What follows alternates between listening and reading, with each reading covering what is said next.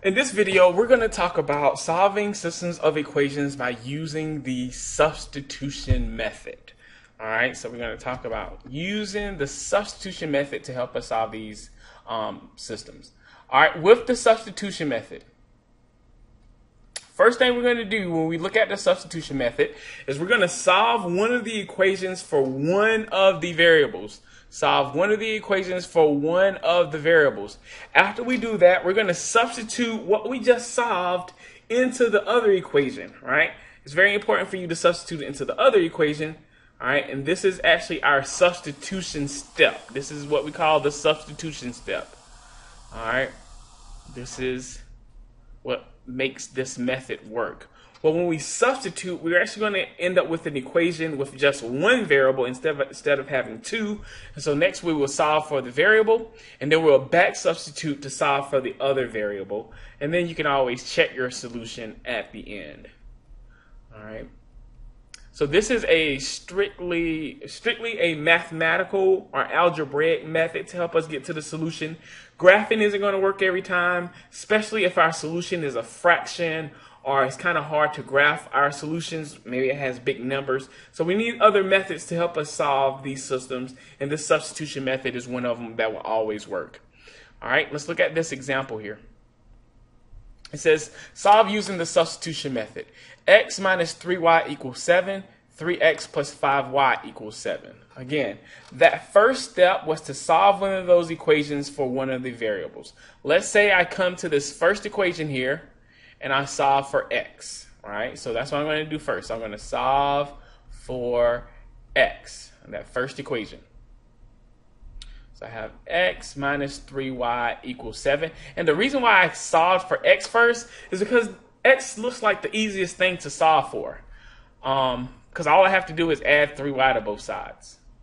All right, when I add 3y to both sides, I get 7 plus 3y or 3y plus 7. It doesn't really matter how we write it. We're not going to graph it, so we don't need slope-intercept form, none of that stuff. We're just solving for x. Now what I'm going to do is I'm going to take this 3y plus 7 that I have for x, and I'm going to substitute it in for x into this equation here. And that way, this second equation is only going to have y's in it, all right? So this is my substitution step. All right, when I do my substitution, instead of writing 3x plus 5y equals 7, I'm now going to have 3 times 3y plus 7 plus 5y equals 7. Of course, this is just a linear equation in one variable, so I'm going to use my distributive property. I get a 9y plus 21 plus 5y equals 7. Of course, the 9 and the 5y, 9y and 5y combine to 14y plus 21 equals 7. I can subtract 21 from both sides, and I'll get that 14y equals negative 14. I can divide both sides by 14, and I'll have that y equals negative 1. Okay? So this is part of my solution. Remember, our solution is still an ordered pair. I'm going to have an x and a y. Well, now that I know y, I can back substitute, meaning go to one of my equations. I can go to either one of my original equations. I can come here, plug in negative 1 for y, and solve for x. I can go there.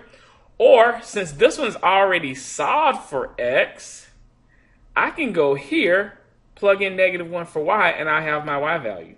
So I'm going to do that. So I'm going to back substitute. I'm going to abbreviate substitute there. All right, so I'm going to have x equals 3. Instead of saying y, I'm going to put negative 1 in for y, plus 7, which equals negative 3 plus 7, which equals 4. And so my solution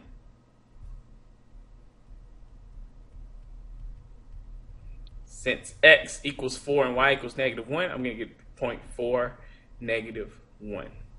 Okay, and so these equations in this system will be considered independent. Maybe previously I said the solution is independent. When I say independent, I'm referring to the equations in that system. Let's look at another example. All right, We have 3x plus 2y equals 13. 4x minus 3y equals negative 28. And we want to solve this system by using the substitution method. Again, I'm going to choose one of my variables to solve for y. All right. Or to solve for one of my variables. I'm going to choose an equation and solve it for one of my variables. This time, it doesn't really matter which variable I choose. I'm going to end up with fractions, all right, because I'm going to have to divide no matter what variable I have, and everything doesn't divide evenly. What I'm going to do is I'm just going to choose to, let's just say I solve the second equation for x, okay? I could have chosen another equation and solved it for y, but it really doesn't matter. So I'm going to solve for x. And this the second equation here. So that's 4x minus 3y equals negative 28. I can add 3y to both sides. I'll have 4x equals 3y minus 28, or negative 28 plus 3y, whichever way you want it. I can divide both sides by 4. And so some things cancel. I get 3/4 y. Negative 28 divided by 4 is negative 7. And so what I'm going to do is I'm going to take this negative, this 3/4 y minus 7, substitute it for x into this equation here, that first equation. So I'm going to do my substitution step. With my substitution step, I'm now going to have 3 times 3/4 y minus 7 plus 2y equals 13. So everything else in that equation stayed the same except for x became 3/4 y minus 7. Of course, I've got to use my distributive property. When I distribute, I'm going to have a 9/4 y minus 21 plus 2y equals 13. Now, there's a couple of things we can do, all right? If you don't want to work with these fractions, you can multiply both sides by your lowest common denominator, which is your only denominator besides 1, which is 4. Or you can combine these two terms and just solve it just using the fractions. Let's do that.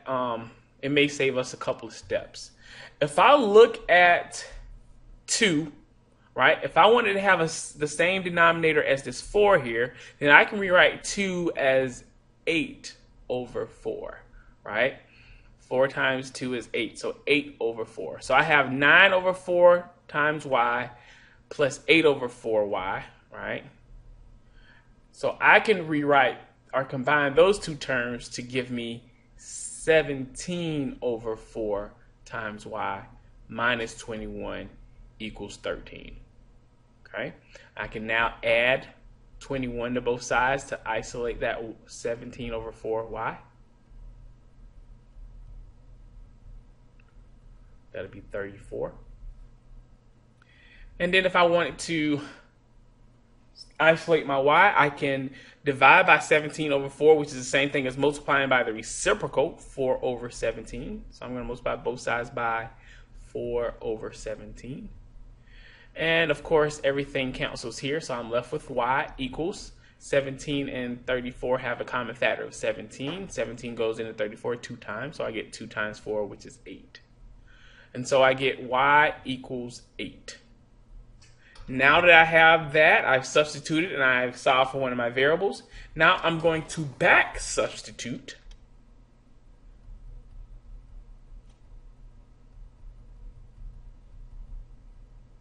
So that I can solve for my other variable, okay? Again, I don't care which equation I go back to. You can go to the originals, or you can go back to the one where x is already solved for, right? I'm going to go there since I'm solving for x, and I'm going to plug in y equals 8, 8 for y. So I get x equals 3/4. Instead of writing y, I'm going to write 8 minus 7. Well, 4 goes into 8 2 times. I get 2 times 3. Which is 6 minus 7. So x equals negative 1. Therefore, my solution is the ordered pair negative 1, 8. I'm going to look at a couple more examples. Of course, there are some problems where we have no solutions, And there are some where we have infinitely many solutions. We want to know what they look like when we're using the substitution method. Let's look at this example here. We have y equals 4x plus 11, and we have 12x minus 3y equals 33. First step is to solve one of the equations for one of the variables. This is so nice in this example here. This one's already solved for y. So all we have to do is take that 4x plus 11, substitute it in for y into the second equation, right? So we don't have to worry about that solving step. We're going to go first to substitution. So I'm going to substitute 4x plus 11 into that second equation for y. Okay. Of course, I have a distributive property. Be careful here. That's a -3. So I'm going to distribute that negative with the 3. I get a negative 12x minus 33 equals 33. Okay. Well, I can combine these two like terms, right? That's like term. That's a like term. 12x minus 12x is 0. So I'm left with negative 33 equals 33. Wow, that's a contradiction. That is not true. All right. And just as before, whenever we had a contradiction, we always knew that we'd have no solution. Okay. So this system actually has no solution. And when a system has no solution, we call that system inconsistent. Okay. It has, and this is the symbol for no solution. All right. And if I were to ask you about the graph, you know that the lines would be parallel. All right. We didn't ask you for that, but that's how it looks. That's your relationship. The lines are parallel. This is what it's going to look like. You're going to get a contradiction when you try to solve your system by the substitution method. Okay. That's the relationship. Let's look at another example. This example, we have 9x minus 3y equals 15, negative 6x plus 2y equals negative 10. We're going to solve by using the substitution method.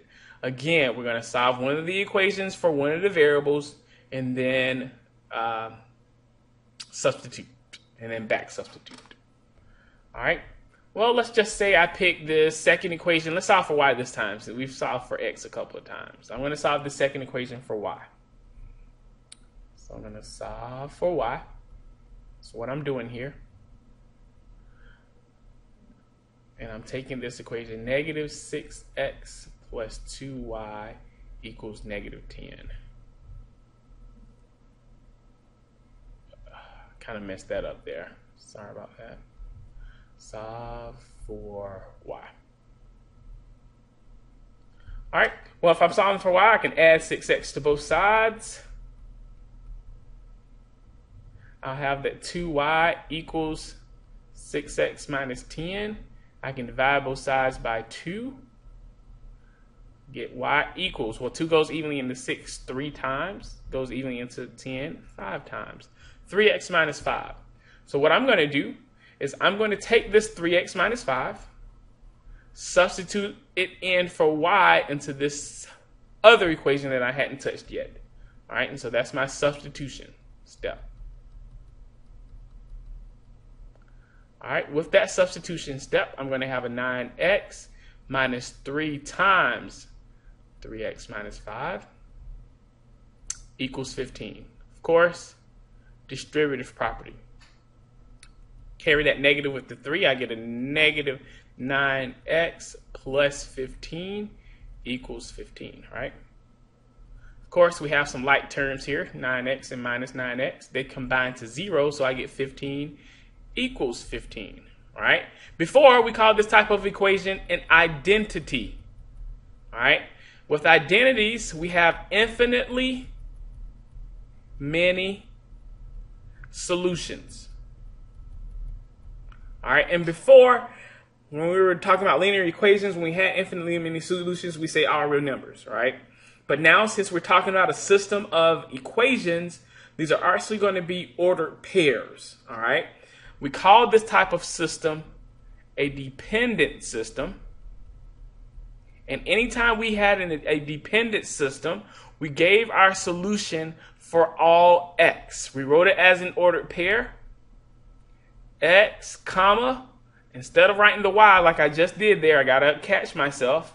Don't put the y there. Solve one of the equations for y and then put it in that ordered pair. Since we already have this one solved for y here, it's going to be 3x minus 5. And so this is what I would like to see here. Okay. So we know in graphically, right, these would be the lines lie on top of each other. All right, so that's making that connection to the graphical, which we've discussed before. All right, dependent system.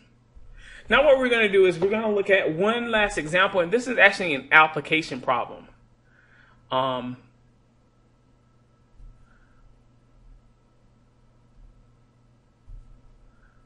It says adults are charged $8 and children are charged $4 to attend a fundraising dinner. If 112 people attended the dinner and $788 was raised, how many adults attended the dinner? Okay. With these systems of equations, of course, we're going to have two variables. So to start this problem off, I know I'm going to have an x and I know I'm going to have a y. Okay. Well, we're trying to figure out how many adults and how many children are going to attend the events. And we don't know either. So that's what I'm going to let my variables represent. X is going to be the number of adults attending. And Y is going to be the number of children attending. All right. From that information, we should be able to use the stuff that we have in the words that are given to us in the problem to help us set up two equations and two variables. All right, one of the equations is going to come from the fact that the adults are charged $8, the children are charged $4, 112 people attended, and 112 people attended, and $788 was raised.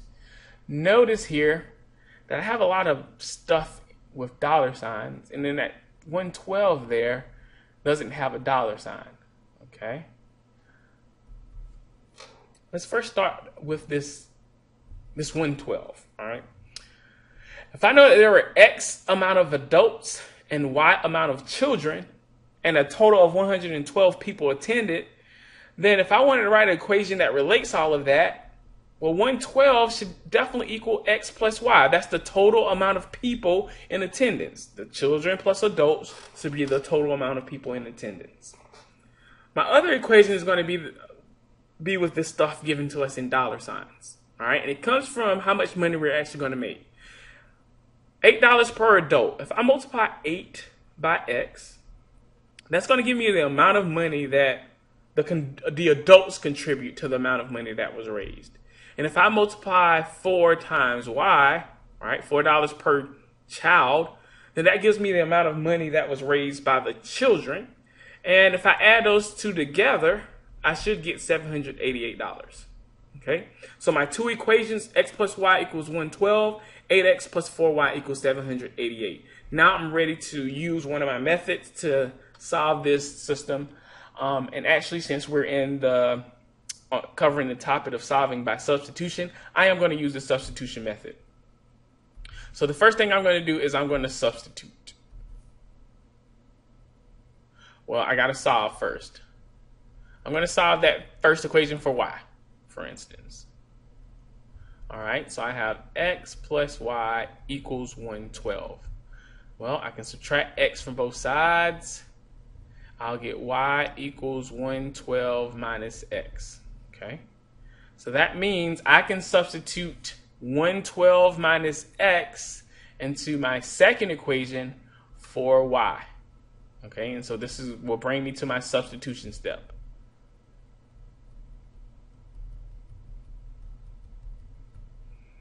Okay, with the substitution, I'm going to have an 8X plus 4 times 112 minus X equals 788.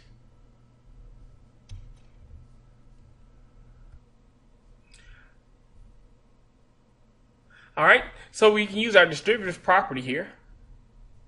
Have 8x plus 448 minus 4x equals 788. Of course, we can combine these two like terms here. We get a 4x plus 448 equals 788. All right, and this is a linear equation in one variable. We can subtract 448 from both sides. We'll get 4x equals 340. Last but not least, we can divide both sides by 4. And we get that x equals 85. So we know x now. Now we can back substitute. I'm going to come back over here.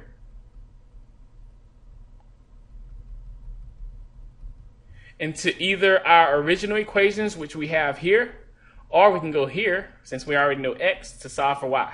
I'm going to go to the y equals 112 minus x. And so we get y equals 112 minus 85. And 112 minus 85 is 27. And so that gives me that we have 85 adults attending and 27 children. All right, and we don't want to write these as ordered pair. These are actually word problems. So we're going to answer the question that asks for how many adults and how many children attended. And there we go. We have it there.